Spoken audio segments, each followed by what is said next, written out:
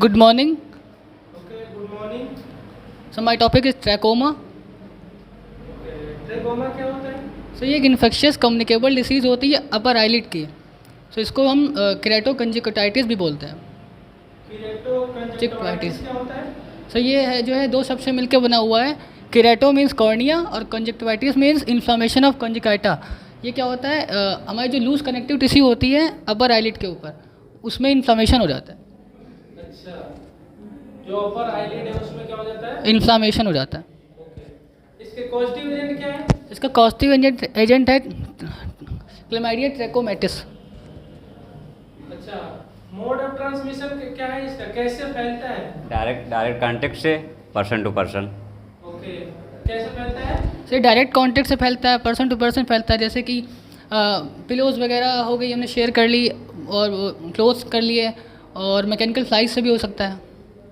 Okay, और इसका जैसे बताएं कि कैसे इसका और ट्रांसमिट होने की चांसेस बढ़ सकती है? सर ट्रांसमिट होने के चांस बढ़ सकते हैं. जैसे कि हमारे कंटामिनेटेड हाथ हैं तो फिंगर हमने आँखों में लगा लिए, और फ्लाइज हो गई उनसे हो सकता है.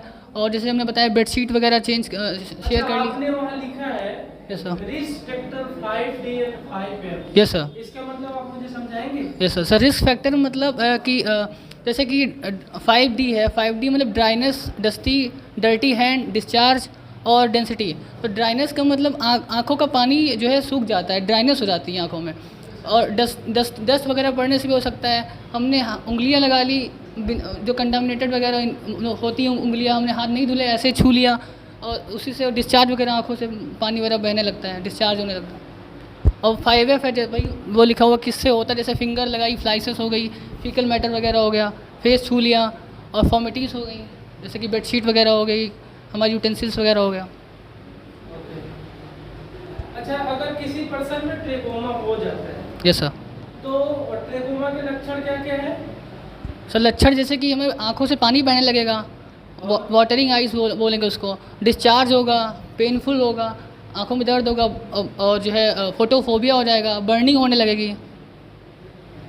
ये सारे. फोटोफोबिया क्या होता है? तो फोटोफोबिया का मतलब होता है दिन में धुंधलापन दिखाई देना, या फिर अच्छे से ना दिखाई देना. धुंधलापन दिखाई देना, मतलब धुंधला या फिर लाइट से उसको डर लगना? सब वही हो सकता है. मतलब फोटोफोबिया का मतलब होता है कि लाइट से डर लगना, लेकिन दिन में ना दिखाई देना, वो एक कह सकते हैं उसको ऐसे. ठीक है. और आप ये बताइए कि ट्रेकोमा कितने टाइप्स के हो सकते हैं, कितने टाइप के होते सर हैं? सब WHO के अकॉर्डिंग जो है ट्रैकोमा को 5 टाइप्स में डिवाइड किया गया है. Trachoma follicles, trachoma intense, trachoma squaring, और ट्रैकोमा ट्रैकियसिस, ट्रैकोमा ओपेसाइटिस. तो ट्रैकोमा फॉलिकल्स की अगर हम बात करें तो उसमें जो होता है हमारी अपर आइज़ के अपर टालसल में जो होता है छोटे छोटे म्यूक्यूल्स निकल आते हैं, दाने पड़ जाते हैं. और इंटेंस में क्या होता है, इन्फ्लामेशन हो जाता है हमारी आईलिड में. और स्केरिंग में कॉर्निया अफेक्टेड हो जाती है. और ट्रैकियसिस की अगर हम बात करें तो उसमें जो होता है अपर आईलिड मेनली इन्फेक्ट होती है. और वहीं पे अगर हम ओपेसाइटिस की बात करें तो उसमें कॉर्निया मेनली ब्लाइंडनेस होने के चांसेस बढ़ जाते हैं. ठीक है. आपने बताया कि जो है WHO के अकॉर्डिंग ट्रेकोमा को Five, मतलब yes sir. 5 भागों में डिवाइड किया गया ये है. सर इसको फिस्टो भी बोलते हैं. अच्छा, ट्रीटमेंट में ट्रेकोमा की बात की जाए तो क्या ट्रीटमेंट करते हैं? सर ट्रीटमेंट में जो इसको एक नाम से पुकारते हैं उसको बोलते हैं सेफ में इसको डिवाइड किया गया. जैसे कि सर्जरी कर सकते हैं, अगर ज़्यादा कंडीशन क्रिटिकल है तो सीधे सर्जरी करनी पड़ेगी. दूसरे में अगर शुरुआत है तो एंटीबायोटिक्स भी दे सकते हैं. जैसे कि हमारे दो डिवाइड करी गई, जैसे एक ओरल हो गई और एक टॉपिकल हो गई.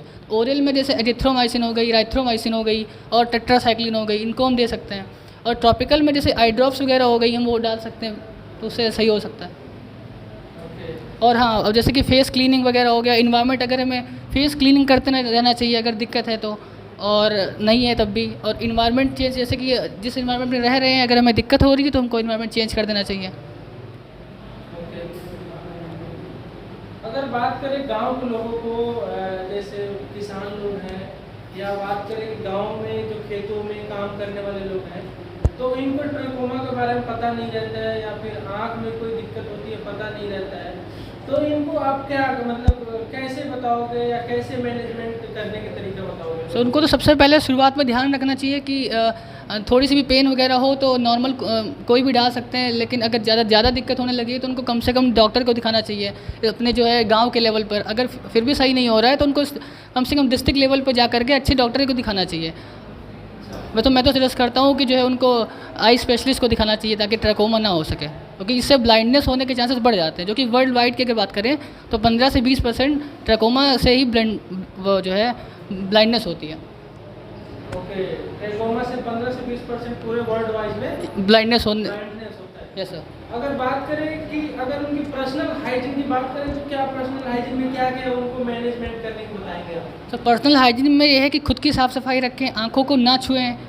जैसे कि कुछ भी काम करके आए तो आँखों को छूने के पहले हाथ को धुल लें अच्छे से, और पर्सनल चीज़ें ना शेयर करें, जैसे बेडशीट हो गई, क्लोथ्स वगैरह हो गए, इन सबको नहीं शेयर करना चाहिए।